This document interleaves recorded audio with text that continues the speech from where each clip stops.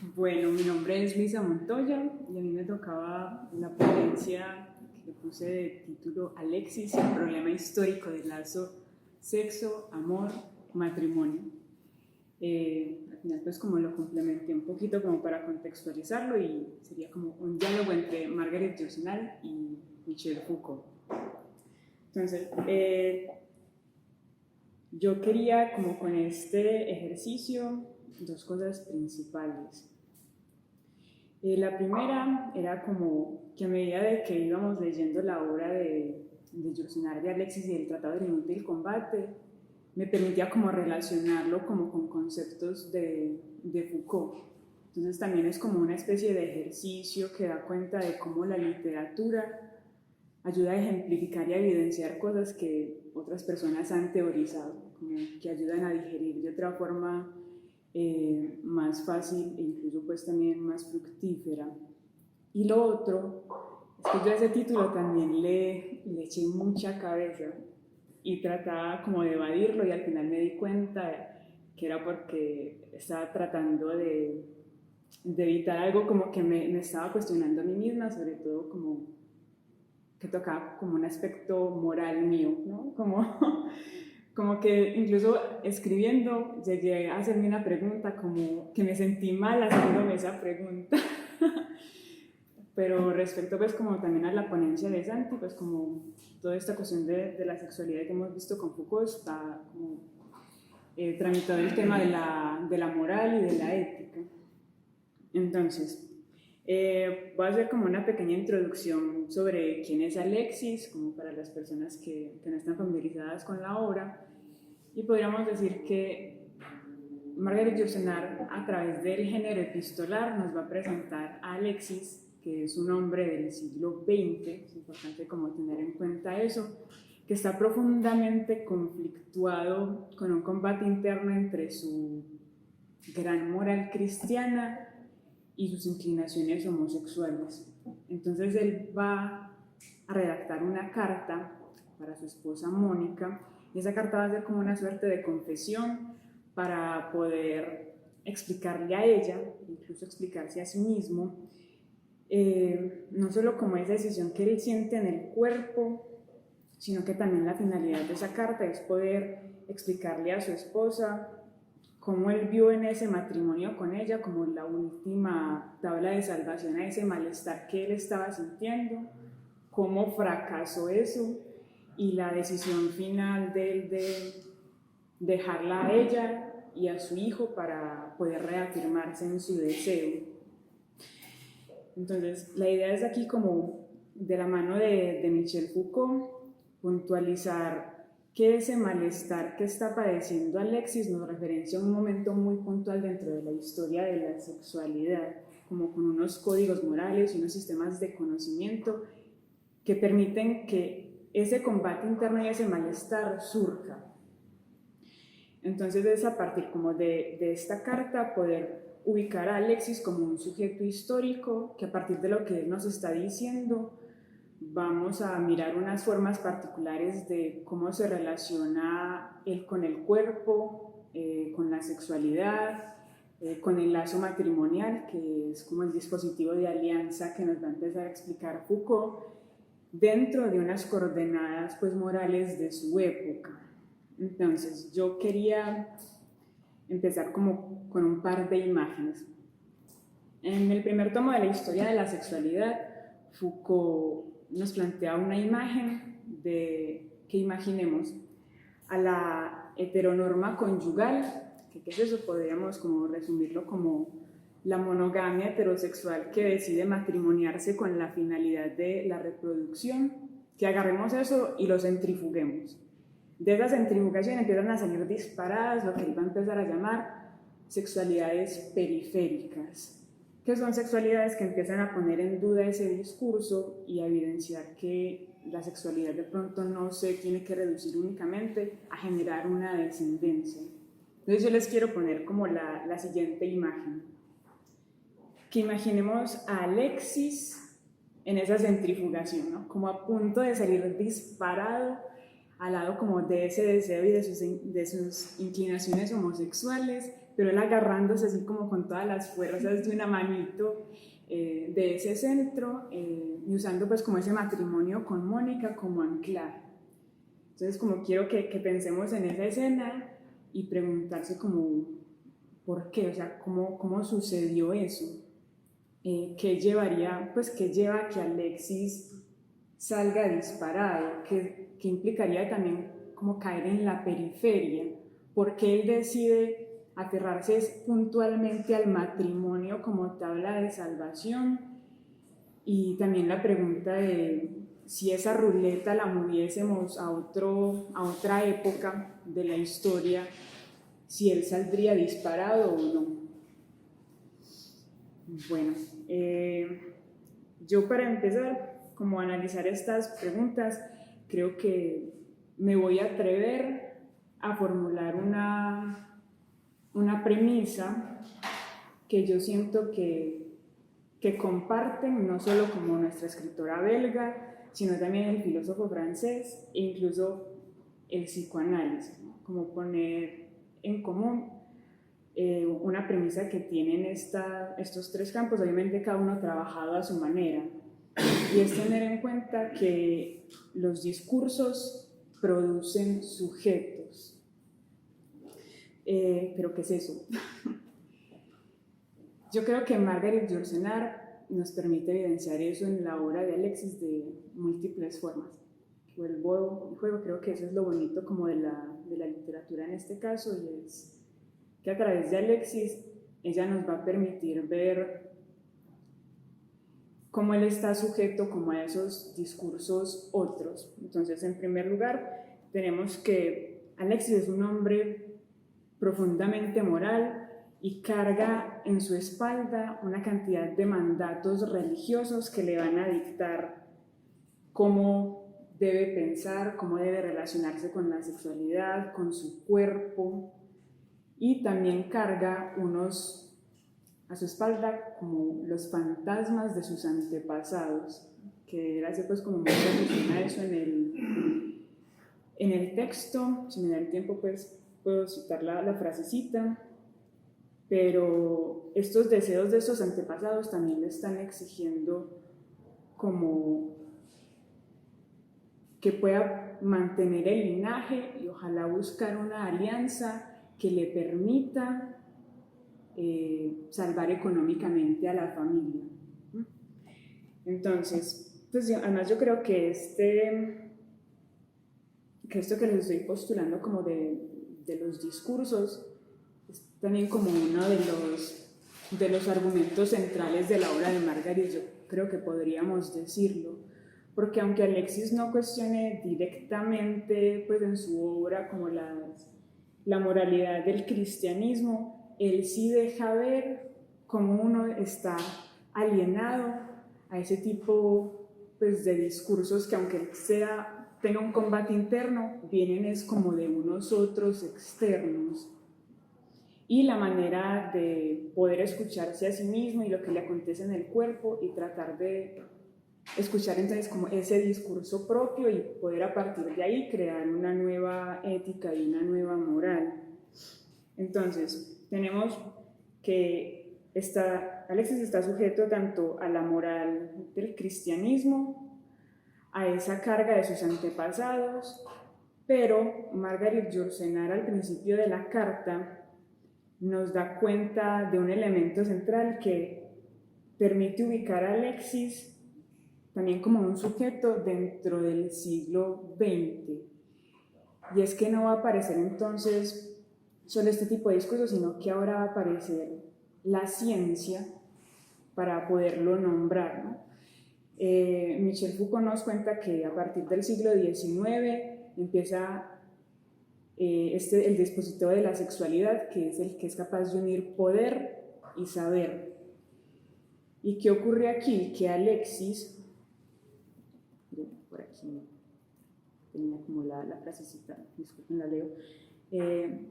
Seguramente me bastaría para hacerme comprender con emplear unos términos precisos que ni siquiera son indecentes porque son científicos, pero no los emplearé. No creas que les tengo miedo. No se debe tener miedo a las palabras cuando se ha consentido en los hechos. Sé que hay nombres para todas las enfermedades y aquello de lo que quiero hablar pasa por ser una enfermedad. ¿Qué pasa aquí? Como que este tipo de discurso nos empieza ya a mostrar como ese origen de ese conflicto interno que tiene Alexis. Posiblemente si estos discursos no estuvieran o si él hubiese nacido en otro tipo de época, posiblemente estaría luchando con otro tipo de malestares. Y da cuenta también de uno de los peligros que sería para Alexis, como una persona con inclinaciones homosexuales, de caer en la periferia. Porque lo que va a hacer este dispositivo de sexualidad y sobre todo el sistema de discursos y de conocimientos a partir del siglo XIX es empezar como a que los sujetos, a partir de de esos nombramientos que empieza a poner la ciencia, se apropien de ellos y que le creen como una especie de identidad. Entonces Alexis ya no va a ser simplemente un pecaminoso, que es algo que ya arrastra él de esa experiencia de la carne del cristianismo a la que está inscrito. Tampoco va a ser simplemente un criminal, que la homosexualidad también ha estado marcada por ser un crimen, incluso hoy en día es así, sino que ahora bajo los discursos de la ciencia es un enfermo.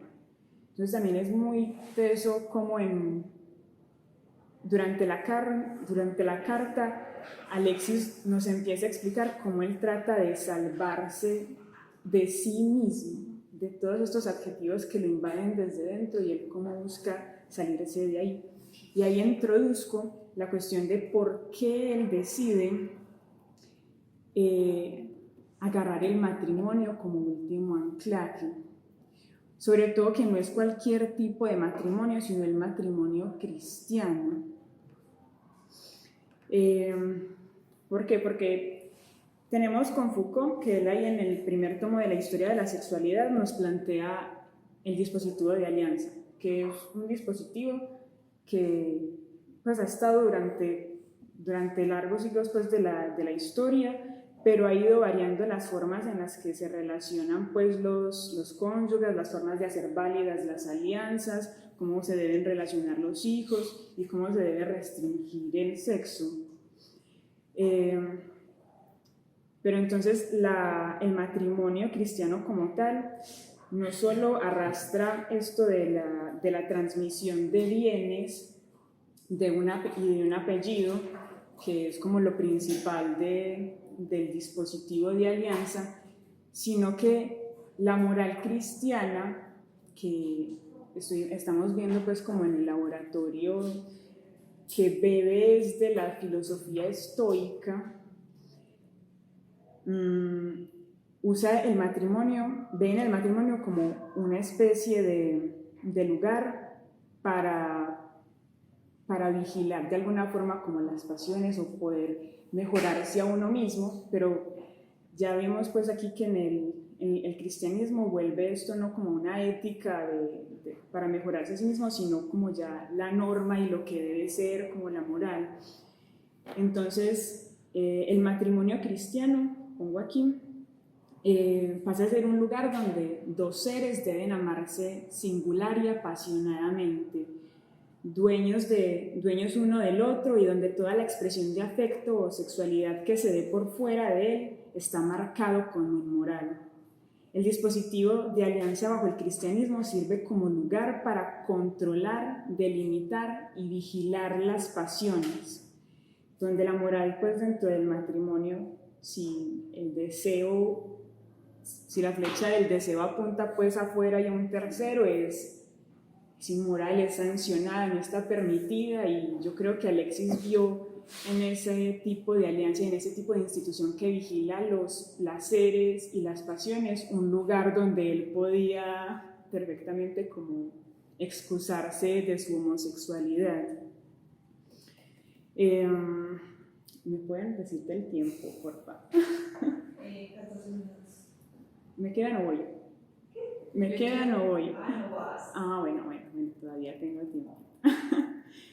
Bueno, entonces sí puedo ayudarme de unas frasecitas que tenía también.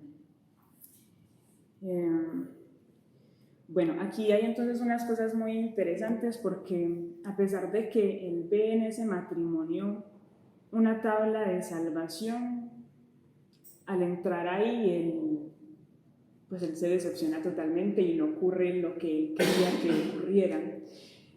Y es muy curioso porque, o sea, uno lee a Alexis y él en serio tenía como una intención como de poder vivir feliz en un matrimonio. Él dice que él esperaba en algún momento poder encontrar a alguna mujer con la que, pues a la que él pudiera amar, pero pues no le resultó, causa pues de que él tiene en sí pues pulsionando otro tipo de inclinaciones de las que no se puede escapar.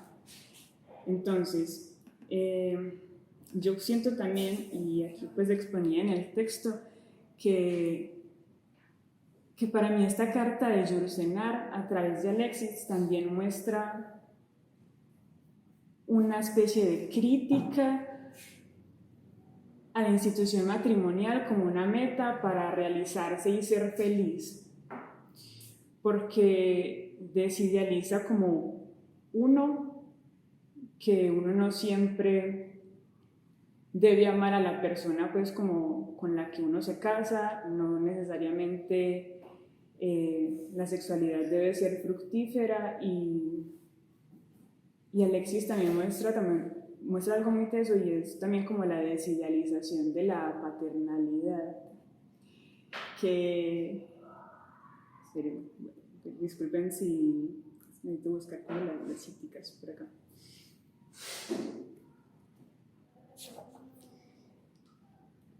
Perdón, que iba a leer sobre todo la citica del hijo que me pareció tremenda.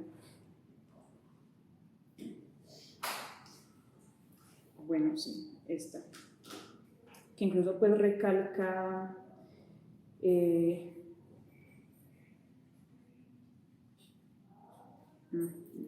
bueno, sí, la tengo aquí. No he dicho todavía cuánto deseabas tener un hijo. Yo también lo deseaba apasionadamente. Sin embargo, cuando supe de su llegada, no sentí mucha alegría. Pues a mí me parece tremendo, como que ni siquiera es simplemente como la cuestión de que Alexis no sea feliz en ese matrimonio porque tenga otro tipo de inclinaciones, sino que el juego como tal del matrimonio no le funcionó. Pues él deseaba tener un hijo y no fue feliz. Tenía una mujer que es bondadosa, comprensiva, y tampoco pudo encontrar como el amor que él esperaba y deseaba ahí en ella. Incluso pues yo llegué a preguntarme como si Alexis hoy en día sería feliz dentro del matrimonio homosexual o no, pues si ese sistema le serviría o no le serviría. Y bueno, hay algo también es que esas últimas páginas de la carta a mí me parecen tremendas, pero yo creo que me parecen justamente tremendas por lo que les decía ahora, porque uno empieza a ver reflejado ahí como unos ideales que uno también tiene y que uno pensaría que si uno recibiera esa carta pues sería desastroso para uno. Entonces bueno, yo creo que una de las primeras cosas como que más hieren de leer esa carta es ver cómo Alexis le dice a Mónica eso, que él no la desea, que no la ama apasionadamente. E incluso yo siento que hay una irritación en uno cuando él le dice a ella, amiga mía, durante toda la carta. Que yo creo que en algún momento pues también lo comentamos aquí, como que la frenzoneó. Entonces como, pero ¿por qué? ¿Por qué eso causa tanta molestia? Entonces yo me hice una pregunta que, o sea, puede ser una pregunta muy básica, pero es una pregunta que para mí es extraña, y es que ¿acaso es tan lógico que uno deba amar a la persona con la que uno decide casarse? Entonces yo siento que obviamente eso es una pregunta como lógica a la luz del siglo XXI, y que uno diría, pues eso es lo que uno espera, y aunque el matrimonio hoy en día uno lo sienta como en decadencia, yo siento que es muy común ver todavía como hay personas que piensen y se vean bajo ese ideal de encontrar a una persona amada con la que compartir el resto de la vida. Espérenme por acá, retomo. Bueno, sí, incluso pues hoy en día también, o sea, uno le dicen que alguien se va a casar como por interés económico o por otro tipo de cosas, sino por amor, y eso uno ya lo ve como medio inmoral. Entonces es esa pregunta, como ¿de dónde viene también como ese lazo de que en el matrimonio se debe amar así apasionadamente a la persona con la que uno está? Y sobre todo es una pregunta que me surge porque durante el laboratorio hemos visto de que eso no siempre ha sido así. Por ejemplo, con Pascal Quiñar estábamos estudiando a los romanos, y en los romanos incluso el amor, si se tenía un sentimiento amoroso hacia la pareja, eso era marcado como un sentimiento de servidumbre ante pues, una moral que era estrictamente viril, y era incluso castigado con el destierro, que le pasó al poeta Ovidio, que en sus poemas empezó como a esbozar la idea de dos esposos que pudiesen caer uno en los brazos del otro en reciprocidad, y lo echaron, pues Augusto lo desterró. Entonces eso es como algo que hoy en día parece tan normal y tan lógico no lo es, y sobre todo como hoy en día esta cuestión del amor, sobre todo hacia la pareja, parece que fuese más importante que cualquier otro vínculo, que también lo estábamos viendo pues como con los romanos, porque para ellos el vínculo fundamental era la pietas, que era más como el respeto que podía tener un hijo hacia su padre, y de hecho pues la persona con la que se estaba matrimoniada no había pues como que tener ese sentimiento de amor profundo, ni siquiera en los griegos. Pues en los griegos simplemente el lazo conyugal estaba para poder perpetuar el linaje, ¿no? Pero si vos tenías sexo por fuera del matrimonio, eso pues no tenía ningún problema, eso no era reprochable, incluso pues era algo muy común. Entonces, o sea, yo como que me empezaba a cuestionar como este tipo de cosas que tenemos como ya tan interiorizadas en nuestra época, y verlo como en comparación a lo que sucede en otra época, que yo me empecé como a sentir extraña yo misma y poder reconocer que Alexis lo que hace es mostrarnos también cómo se sacude el matrimonio desde lo que a él le acontece, y cómo es posible pensar también entonces, así como él piensa otro tipo de ética por fuera pues de la cristiana para poder darle lugar a su deseo, también cómo podemos pensar otro tipo de vincularnos, u otro tipo de sistema de alianza, aunque yo creo que el sistema de alianza también valdría cuestionarlo a sí mismo, en el sentido de por qué es importante para el humano hacer ese vínculo tan fuerte con un otro, ¿no? Si de pronto hay un miedo es ahí como a la enfermedad, a la vejez, a la soledad, pero entonces también si tenemos ese dispositivo de alianza, cómo hacerlo de otras formas y que se valoren otro tipo de relaciones y que se pueda permitir la sexualidad de otro tipo. Y yo pensaba una cosa muy, muy extraña, pues como en todos estos discursos actuales, o sea, es que por ejemplo hoy en día también está la cuestión de, incluso en discursos alternativos, de poner por encima el amor hacia la pareja, incluso diciendo como vos te puedes acostar con quien vos querás, pero mientras sigas teniendo afecto hacia mí y amor, pues no hay ningún problema. Para mí la infidelidad es que me dejes de amar.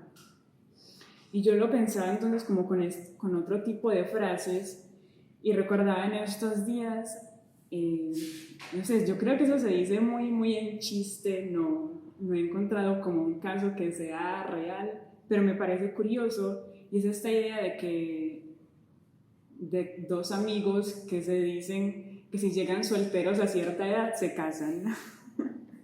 Entonces me empecé como a imaginar qué pasaría si, ok, en los romanos está el respeto hacia el padre como vínculo supremo. En nuestra época tenemos, supongo también que arrastra desde el romanticismo, ese amor apasional hacia la pareja como el vínculo más elevado.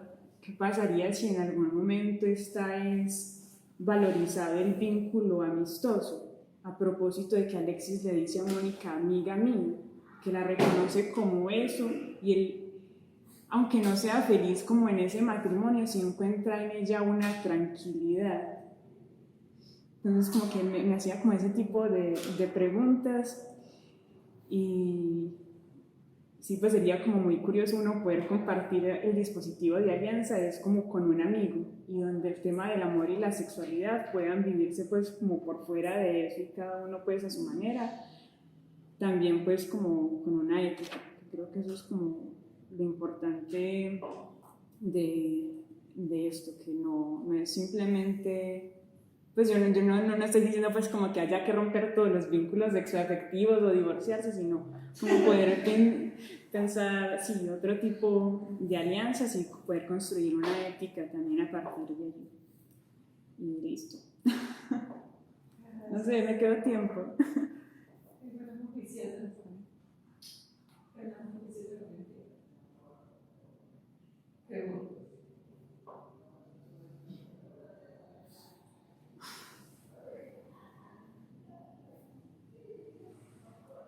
Igual les quería también como agradecer por el espacio, porque yo me siento muy tranquila de pronto con la palabra escrita, pero me pongo muy nerviosa con la palabra oral y realmente como que quise asumir este reto así estuviera muerta del susto.